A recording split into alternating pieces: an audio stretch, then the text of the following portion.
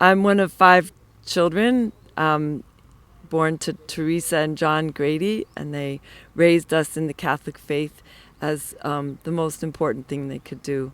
And that their wedding ring had the Latin letters, in him, through him, and with him. And that we're here, it was so clear to us that we're here to love God, love neighbor, and love enemy.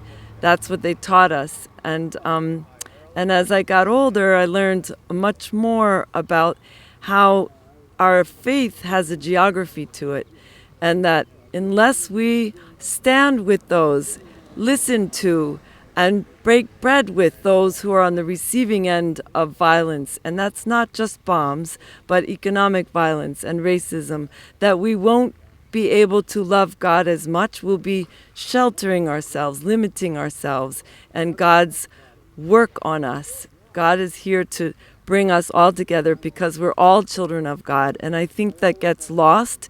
Certainly with a military project, we are taught to hate and kill an enemy and defend ourselves with all kinds of reasons why we have to hate and kill an enemy.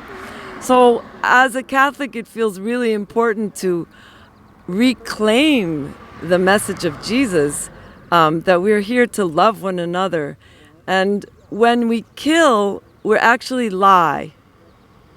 That those two things always go together. And that's the work of the devil. There's no way around that.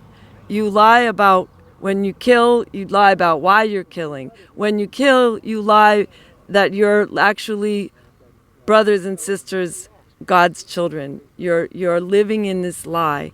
So I hope we can encourage each other to share the love of Jesus without bombs and threats of bombs and righteous threats of bombs and clutching our weapons.